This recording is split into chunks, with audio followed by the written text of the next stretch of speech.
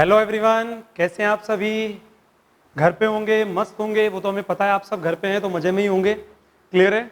लेकिन ये ऐसा टाइम आ गया है कि पहले हम थक के सोया करते थे, आजकल हम सो सो के थक गए हैं, क्लियर है। तो दिन वो वाले आ गए हैं बच्चा, तो घबराने की जरूरत नहीं है। When I am here then wife here, कोई घबराने की जरूरत नहीं है। हम सब लोग साथ हैं, हमारा पूरा परिवार, हमारा पूरा आयाम परिवार आपके साथ है। So please don't worry about it कि आगे क्या होगा, कैसे होगा। हम जब तक आप क्लियर नहीं कर देते एग्जाम, तब तक हम तुम्हारे साथ हैं, बिल्कुल निश्चिंत रहिए। चलिए बच्चा, आप सभी का स्वागत है, आप सभी का स्वागत है आपके अपने यूट्यूब चैनल केमिस्ट्री मैजिक में। मैं सचिन कटारिया आप सभी का स्वागत करता हूं। तो बच्चा, लोग आज जो चीज स्टार्ट करने वाले हैं, आयनिक इक्विलिब्रियम, जिसे जनरली स्टूडेंट्स बहुत फिजिकल केमिस्ट्री में टफ चैप्टर मानते हैं। बट बच्चा, अगर उस चैप्टर को हम तरीके से पढ़ें, अगर उस चैप्टर को हम बहुत सीक्वेंस से पढ़ें, तो हाँ, वो चैप्टर उतना टफ नहीं है जितना फील होता है। तो उस चैप्टर को हम छोटे छोटे पार्ट्स में पढ़ेंगे। शुरू से हम स्टार्ट करते हैं। जब भी हम आयनिक इक्विलिब्रियम की बात करते हैं तो आयनिक इक्विलिब्रियम का नाम आते ही हमारे दिमाग में आती है पीएच। तो पीएच के बारे में पढ़ते हैं, स्ट्रॉन्ग एसिड की पीएच, स्ट्रॉन्ग बेस की पीएच, मिक्सचर की पीएच, दोनों स्ट्रॉन्ग हो, एक स्ट्रॉन्ग एक वीक हो, दोनों वीक हो, सॉल्ट, बहुत सारी चीजें हैं। More than 30 types of pH है, इसलिए वो चैप्टर कंफ्यूजिंग हो जाता है। बट अगर उसको हम तरीके से पढ़े ना बच्चा, बहुत मजेदार चैप्टर है। और मैं आपको बता रहा हूं, अगर आप पिछले 5, 7, 8 साल का ट्रेंड देखेंगे तो उसका फिक्स सा ट्रेंड है, उन्हीं ट्रेंड्स में से क्वेश्चन आते हैं, इसलिए बिल्कुल घबराने की जरूरत नहीं है। तो बच्चा, आज हम उसका एक छोटा सा पॉइंट शुरू कर रहे हैं। मैं छोटा सा वीडियो आज बनाऊंगा, छोटी सी चीज हम स्टार्ट कर रहे हैं। Acid and base, ionic equilibrium में जब भी हम पीएच की बात करते हैं तो हमारे दिमाग में सबसे पहला वर्ड जो आता है बच्चा, एसिड एंड बेस, क्लियर है। अब जब हम इस वर्ड की बात करते हैं तो पहले क्या हुआ करता था कि एसिड और बेस को, कि एसिड है या बेस है, तो उसका बहुत सिंपल सा तरीका था कि टेस्ट कर लो, क्लियर है, टेस्ट कर लो। बिटर है तो बेस होगा, क्लियर, खट्टा टेस्ट आ रहा है तो एसिड होगा। तो ये वाली सारी चीजें टेस्ट से चेक की जाती थी। लेकिन उसमें एक चक्कर पड़ता था बच्चा, अगर मान लीजिए कोई एसिड या बेस पॉइजनस आ गया तो पता लगे जो टेस्ट कर रहा है वो खिसक लिया, क्लियर है। तो इस वजह से ये टेस्ट वाला चक्कर छोड़ा गया। फिर देखा कि यार कैसे पता लगाएं, फिर लिटमस पेपर टेस्ट करना शुरू किया। आज भी हम करते हैं, अभी भी लैब में जब आपने प्रैक्टिकल किए होंगे या करने वाले होंगे तो वहाँ लिटमस पेपर टेस्ट भी हम करते हैं कि लिटमस पेपर, अगर कोई ब्लू को रेड कर रहा है तो वो एसिड है, रेड को ब्लू कर रहा है तो वो बेस है। जब हम पढ़ा करते थे तो हमें एक ट्रिक से इसको कहा जाता था, क्योंकि याद नहीं होता था, हिंदी मीडियम स्कूल में पढ़े हैं तो हमें याद करवाया जाता था। अनिल कपूर, अनिल एसिड, नीला लाल, तो एसिड नीले को लाल करता है, अपना अपना तरीका है। और Shalini Kapoor, I don't know किसका नेम था, क्यों बताते थे सर हमें इसका नेम, तो उसका मतलब था शालिनी का शार लाल को नीला करता है, क्लियर है। अपना अपना तरीका है बच्चा। जैसे इलेक्ट्रॉन प्रोटॉन न्यूट्रॉन की डिस्कवरी किसने की, तो पहले क्वेश्चन आया करते थे, आजकल नहीं आते, तो उस पर भी हमें ट्रिक बता रखी थी। ईंट पर नाच, ईंट पर नाच, ई इलेक्ट्रॉन, टी टंग्स, यहाँ पे थॉमसन, क्लियर है। पर प्रोटॉन, पी आर रदरफोर्ड, इसी तरीके से लास्ट के अंदर नाच, न्यूट्रॉन चैडविक। तो अलग अलग तरीके थे, सबके अपने अपने पढ़ाने के तरीके हैं। सब हम जब हम पढ़ा करते थे, छोटे थे, अभी भी छोटे ही हैं, तो तब हम लोगों को पढ़ाया जाता था इस तरीके से। तो बच्चा, उसके बाद फिर कुछ साइंटिस्ट आए जिन्होंने अपने अपने तरीके से एसिड एंड बेस को डिफाइन किया, क्लियर है। बहुत सारे अलग अलग साइंटिस्ट थे, लेकिन हमारे कोर्स में 3 साइंटिस्ट हैं। पहले हैं आर्हेनियस, दूसरे हैं ब्रॉस्टेड एंड लोरी, 2 थे जिन्होंने कंबाइंड टेस्ट दिए थे। थर्ड है लुइस। हर किसी में कुछ ना कुछ प्रॉब्लम रही, कुछ ना कुछ लिमिटेशंस रही, कुछ ना कुछ उनकी कमियां रही। कमियां कहना अजीब लगता है, बहुत सारी उन्होंने मेहनत की है बेचारों ने। हम ये कह सकते हैं कि उनकी कुछ लिमिटेशंस रही, कुछ सीमाएं रही, जिसकी वजह से हमें दूसरे साइंटिस्ट की तरफ जाना पड़ा जो उसको ओवरकम कर सके। तो 1 बाय 1 हम देखेंगे, उसमें जो इंपॉर्टेंट चीजें हैं वो हम बात करेंगे। सबसे पहले हम बात करते हैं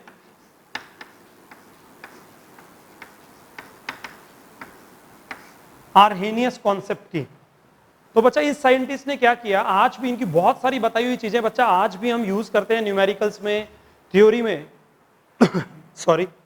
इन्होंने हमें क्या बताया, इन्होंने हमें कहा बच्चा कि जो भी एक्वस सॉल्यूशन में जो भी H+ डोनर होगा वो कहलाएगा एसिड, और जो OH माइनस डोनर होगा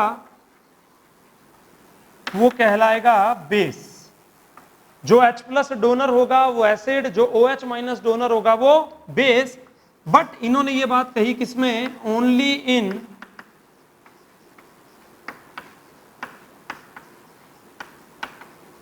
aqueous solution, only in aqueous solution. तो इन्होंने कहा एक्वस सॉल्यूशन में, आपने अभी भी जब तक डेफिनेशन ये सब चीजें नहीं पढ़ी हुई तो अभी भी दिमाग में सबसे पहले ये डेफिनेशन आती है कि सर एक्वस सॉल्यूशन में जो H प्लस देता है वो एसिड होता है, जो OH माइनस देता है वो बेस होता है। तो बच्चा इसमें कुछ प्रॉब्लम्स थी वो हम आगे पढ़ेंगे। ये डेफिनेशन थी बेसिकली आर्हेनियस की। इसके बाद इन्होंने और भी बहुत सारी चीजें बताई, देखिए कैसे, जैसे इन्होंने हमें बताया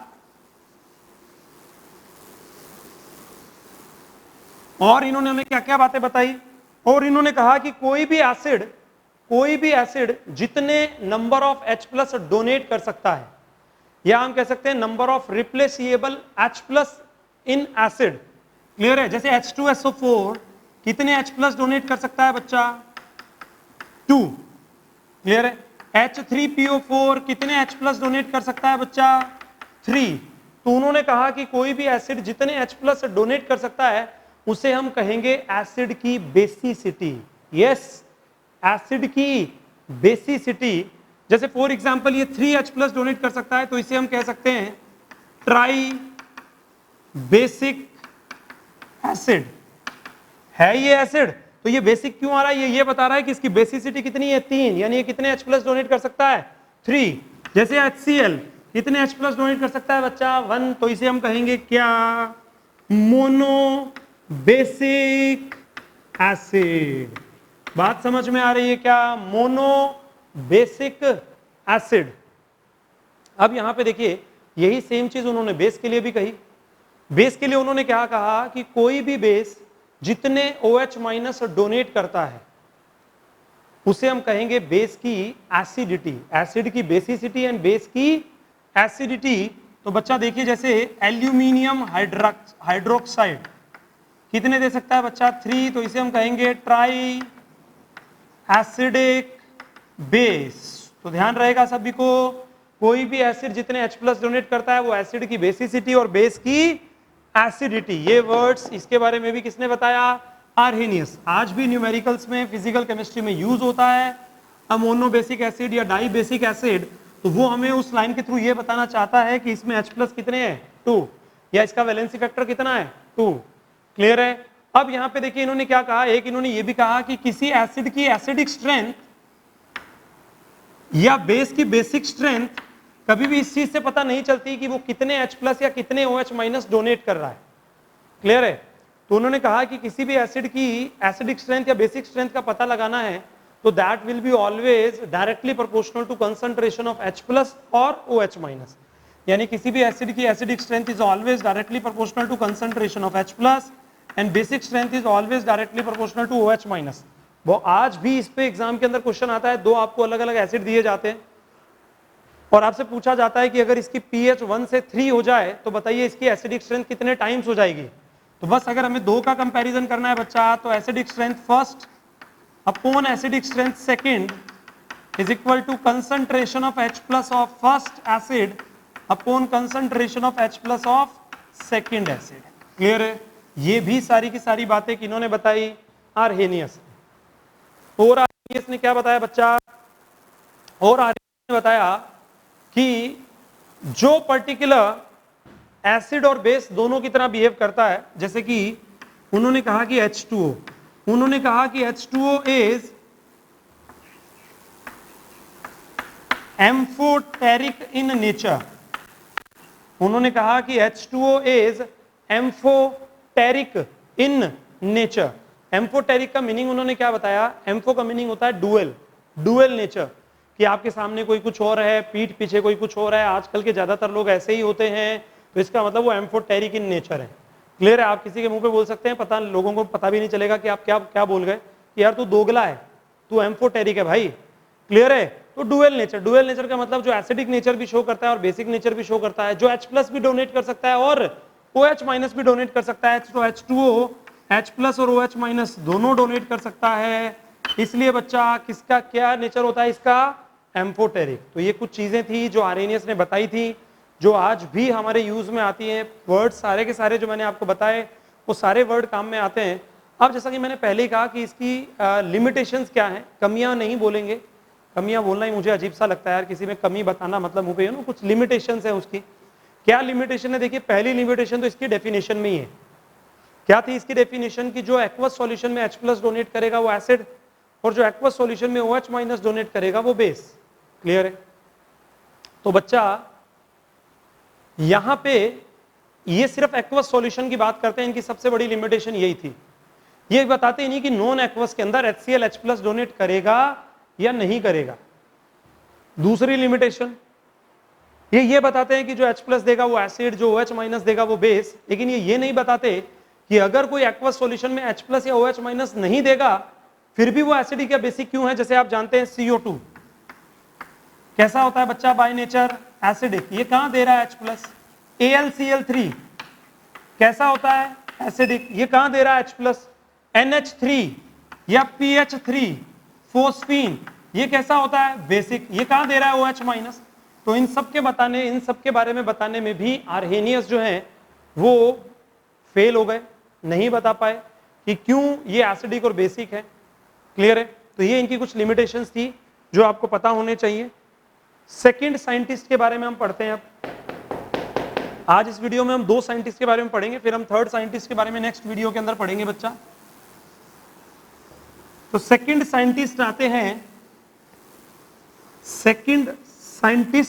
हैं Bronsted and Lowry concept. Bronsted and Lowry concept. तो बच्चा ये 2 साइंटिस्ट थे। क्लियर है? इनके बारे में हम पढ़ेंगे, ब्रॉन्स्टेड एंड लॉरी के बारे में। तो आर्हेनियस ने हमें क्या कहा था कि जो एक्वस सॉल्यूशन में H+ देता है वो एसिड, जो OH- देता है वो बेस। ब्रॉन्स्टेड कहते हैं कि नहीं, ऐसा नहीं होता भाई, ऐसा नहीं होता कि जो OH- का तो कोई लेना देना ही नहीं है। ये कहते हैं कि जो H+ डोनर है, इन्होंने प्रोटॉन बोला, जो प्रोटॉन डोनर है वो तो कहलाएगा एसिड, और जो प्रोटॉन एक्सेप्टर है बोले तो H+ वो कहलाएगा, क्या कहलाएगा भैया? ध्यान रखिएगा, इन्होंने कहा कि भैया OH- का तो कोई गेम ही नहीं है, सारा का सारा गेम ही यहाँ H+ का है। जो H+ देगा वो एसिड, जो H+ लेगा वो बेस। पहली लिमिटेशन तो इन्होंने यही दूर कर दी आर्हेनियस की कि भैया इन्होंने कहा चाहे आप एक्वस ले लो चाहे आप नॉन एक्वस ले लो, कोई फर्क नहीं पड़ता। क्लियर है?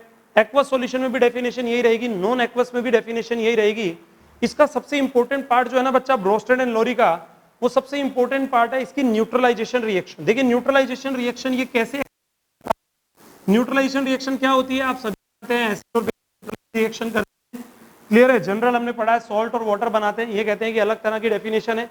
ये क्या बोलते हैं, देखिए हम कोई एग्जांपल लेके समझते हैं। जैसे फॉर एग्जांपल हमने लिया NH3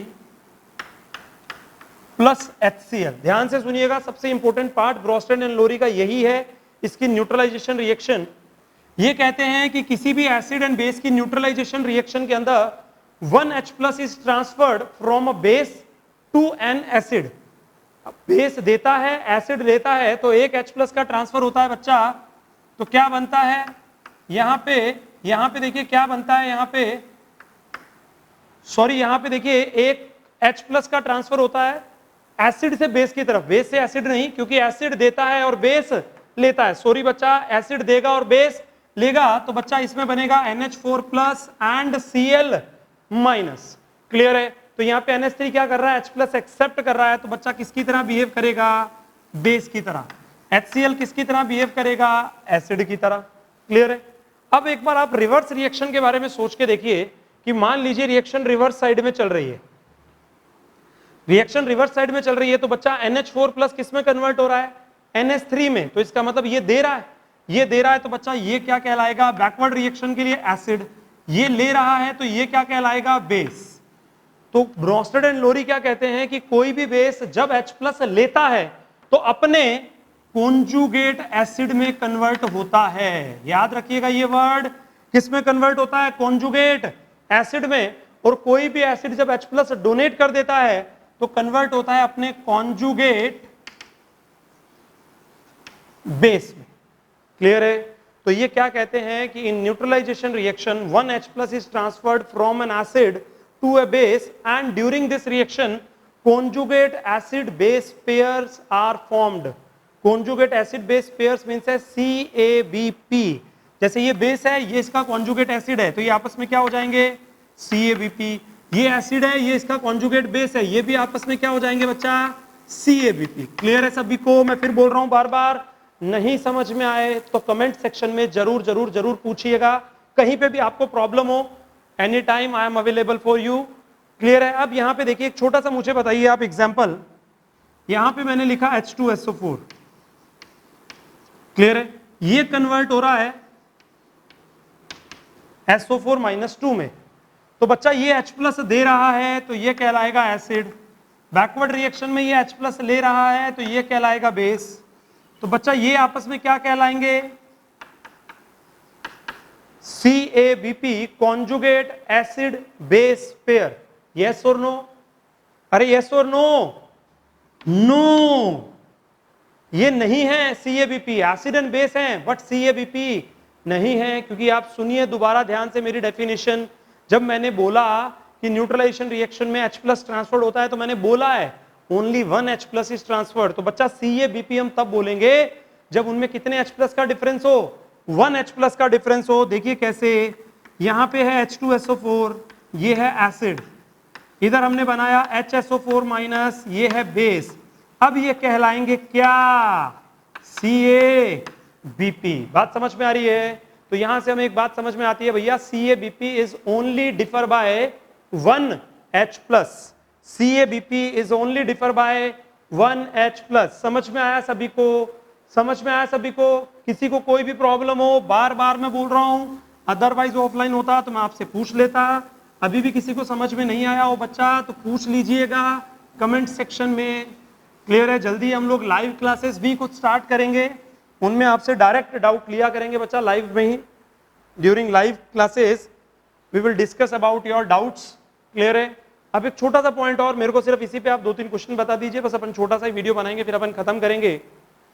तो अगर यहां पे ये लिखा हुआ है कि H2O इज, मैं शॉर्ट में लिख रहा हूं, कॉन्जुगेट एसिड ऑफ, पूछा है आपसे क्या होगा? दूसरा आपसे पूछा है conjugate acid of H2O is. दोनों क्वेश्चन में देखिए चारों वर्ड सेम है, H2O is conjugate acid of, conjugate acid of H2O is, लेकिन दोनों क्वेश्चंस डिफरेंस है। तो बच्चा कैसे हम इनके आंसर्स देंगे, ध्यान से देखिए। अगर आप इसका आंसर देना चाहते हैं तो वीडियो को कुछ सेकंड के लिए पॉज कीजिए और खुद सोचिए पहले कि इसके आंसर्स क्या होने चाहिए। खुद फटाफट सोचिए कि इसके आंसर क्या होने चाहिए। मैं तो आपको बता ही दूंगा, देखते हैं आपको कितना समझ में आया। वीडियो को पॉज करके इसका आंसर करके देखिए और फिर आप दोबारा वीडियो पे आइएगा कि आपको इसके आंसर्स आपके सही हैं या नहीं है। चलिए बच्चा, वो कर लिया होगा सभी ने। तो देखिए बच्चा क्या आंसर होना चाहिए। यहां पे हमसे पूछा है कि H2O is conjugate acid of. ध्यान से देखिएगा, मैंने आपको बता दिया कि कॉन्जुगेट का मीनिंग है 1H+ का डिफरेंस, सिर्फ 1H+ का डिफरेंस। या तो 1H+ लेगा या 1H+ देगा, दो ही तो चीजें हमारे पास, एक तो एसिड दूसरा बेस। अगर वो पूछे कि इसका बेस कौन है, मतलब बच्चा ये क्या हो गया? एसिड। अगर वो पूछे कि ये किसका बेस है, मतलब ये खुद किसकी तरह बिहेव कर रहा है? बेस की तरह। जब आपको ये समझ में आ गया कि जिसके बारे में क्वेश्चन में पूछा जा रहा है वो एसिड है या बेस है, तो बच्चा आंसर इजीली आ जाएगा। एसिड हुआ तो H+ देगा, बेस हुआ तो H+ लेगा। क्लियर है बच्चा? फटाफट देखिए, H2O इज, कॉन्जुगेट वर्ड का मीनिंग समझ में आ गया। कॉन्जुगेट का मीनिंग है 1H+ का डिफरेंस। अब मैं इसके बिना सोच रहा हूं, इस वर्ड को मैं हटाता हूं। अब लाइन पढ़ के देखिए क्या लिखा हुआ है। H2O is acid of, H2O is acid, यानी वो क्या कह रहा है? H2O एसिड है। तो आपको फर्स्ट लाइन पढ़ते ही समझ में आ जाएगा H2O एसिड है, और एसिड वो होते हैं जो H+ देते हैं। तो जब H2O H+ देगा तो बच्चा किस में कन्वर्ट होगा? OH- में। क्लियर है सभी को? यहां पे देखिए अगेन कॉन्जुगेट वर्ड को हटाइए, मैं छुपा लेता हूं कॉन्जुगेट वर्ड। अब लाइन को पढ़ के देखिए बच्चा क्या लिखा हुआ है। Acid of H2O is, H2O का एसिड कौन है? H2O का एसिड कौन है? तो H2O क्या हो गया? बेस। बेस वो जो H+ लेते हैं। तो बच्चा जब ये H प्लस लेगा तो ये क्या बना देगा, H3O प्लस। मजा आया, समझ में आया? होपफुली ये तरीका आपको बहुत अलग लगा होगा, इजी लगा होगा, क्योंकि जनरली टीचर्स इस तरीके से नहीं बताते हैं। एक लास्ट लाइन, दो लास्ट लाइंस जो ब्रॉन्स्टेड ने कही थी और एग्जाम के अंदर पूछी जाती हैं। पहली लाइन उसने ये कहा था अरेनियस ने कि H2O is amphoteric in nature, जो एसिड और बेस दोनों की तरह बिहेव करता है। ये कहता है कि वो पर्टिकुलर कंपाउंड जो H प्लस दे भी सकते हैं और H प्लस ले भी सकते हैं। अगेन डुअल नेचर है, दोगला है भाई, दोगला। जो H प्लस दे भी सकता है और H प्लस ले भी सकता है उसे हम कहेंगे एम्फीप्रोटिक। एम्फी मतलब डुअल, प्रोटिक मतलब प्रोटॉन, मतलब जो प्रोटॉन दे भी सकता है और प्रोटॉन ले भी सकता है। देखिए कैसे, जैसे NH3 H प्लस लेगा तो किसमें कन्वर्ट हो जाएगा, H प्लस देगा तो किसमें कन्वर्ट हो जाएगा बच्चा, NH2 माइनस में, एमाइड एंड अमोनियम आयन। तो वो सारे कंपाउंड जो H प्लस दे भी सकते हैं और H प्लस दे भी सकते हैं और ले भी सकते हैं, सारे के सारे क्या हो जाएंगे,